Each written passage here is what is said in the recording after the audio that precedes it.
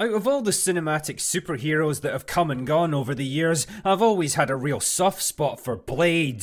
At a time when comic book movies were being Joel Schumachered into the ground in a blaze of campy neon silliness, Blade had the guts to be dark, violent, gritty and R-rated, starring a Wesley Snipes who was at the apex of his career and giving us a cool, brooding anti-hero who made Batman look like a Rings of Power superfan. Goofy 90s CGI aside, it was great stuff that soon became a cult classic. It gave us bullet time a full year before The Matrix thought to do it, and in a lot of ways it kicked off the modern era of more serious and legitimate comic book movies. Yeah, I know The Crow technically did it like 4 years earlier, but Blade was way more accessible to general audiences. The 2002 sequel gave us a slicker, more refined product with better action scenes and a bigger cast. Unfortunately, the third movie, Blade Trinity, turned out to be a bloated misfire that failed to capitalise on its momentum. I mean, damn man, it's probably worth watching for Jessica Biel alone, and it basically launched Ryan Reynolds' mainstream career, but its underwhelming box office combined with a troubled production was enough to bring the Blade franchise to a screeching halt. But hey, cometh the hour, cometh the greedy studio looking to capitalise on old IPs, and when Marvel bought back the rights to the Blade character in 2012, they got straight to work by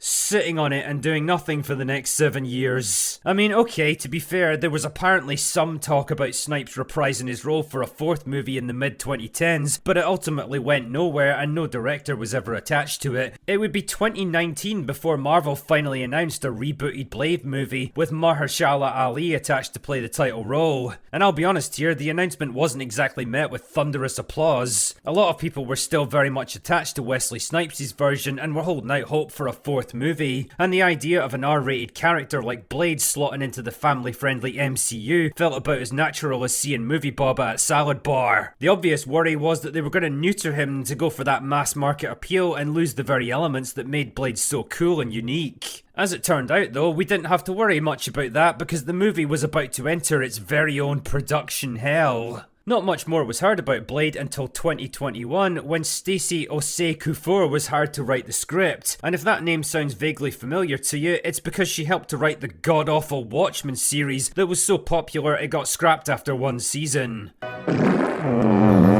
Bassam Tariq was brought in to direct the movie, only to leave the project the following year over creative differences, forcing them to delay production. While they looked for a new director, they also decided to rewrite the script. Stacey was out and Beau DeMayo was brought in to replace her, and his big idea was to make the movie a period piece set in the 1920s.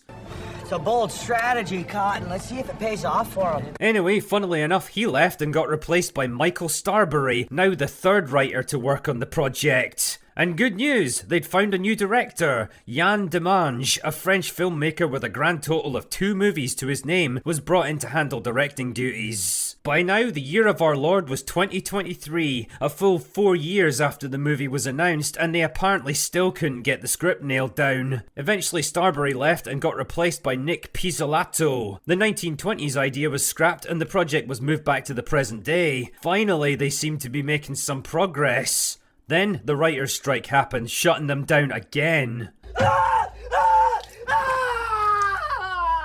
Shit man, if you told me that somewhere, somehow, a voodoo witch doctor had put a curse on this film, I would absolutely believe you because they just couldn't catch a break. By late 2023, things were looking grim. Ali was getting frustrated with the project and threatening to walk away, and really, who could blame him? That same month, Variety revealed that the planned script would have been female-led, because of course it had to be. It would have been all about the girls learning important life lessons, and would have seen Blade relegated to a 4th place character in his own movie. What the fuck, are you out of your damn mind? Oh yeah, and the whole thing was supposed to be done for less than 100 million, which is less than half of what She-Hulk cost to make. Really? Real adult human beings actually thought that this was a viable idea. Just stop and think about that for a moment. Okay, that's enough. By the end of the year, things were looking up. The strike was finally over and work could restart on the project. Pizzolatto left the production and Michael Green, who wrote Logan and Alien Covenant, was brought in as the 5th writer. Unfortunately, by spring 2024, it all fell apart again when Demange decided he'd had enough of this shit and walked away. He was soon followed by Green, who got replaced by Eric Pearson, and they didn't even bother looking for a new director. By this point, Blade had been grinding on for 5 years and had now been through 6 writers and 2 directors. Some motherfuckers are always trying to ice skate uphill.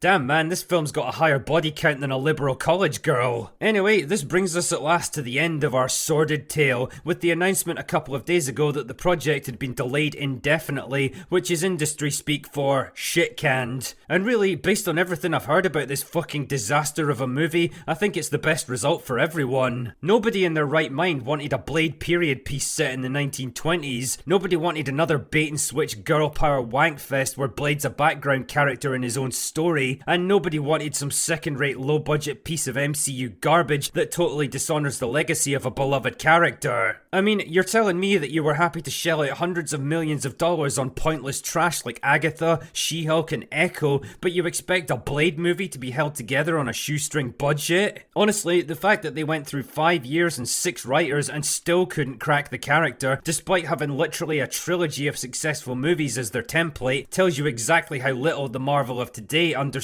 what makes Blade work. I'd expect Mahershala Ali to walk away pretty soon too if the guy's got any common sense. He's wasted 5 years of his life trying to get this thing off the ground. He's 50 years old now, and that's not a great age to be launching a new superhero franchise that would probably mean signing up for the next decades. He's better off without Blade, and I think in retrospect, so are we. As old Wesley so rightly said, "There's only been one Blade. There's only ever gonna be one Blade." Oh yeah, and just before I go, I want to totally shill for myself by letting you know that brand new Critical Drinker and Critical Doggo plushies are available to pre-order now. Both of them have been redesigned to appeal to modern audiences, and they make great little companion pieces to keep you company while you slowly make your way to the bottom of the next bottle. If you order them both together, you'll even get a 10% discount automatically applied. But hurry, dear viewer, because they're only available for the next couple of weeks, and once they're gone, they're gone. Either way, the link is in the description, so feel free to take a look. Anyway, that's all I've got for today. Go away now.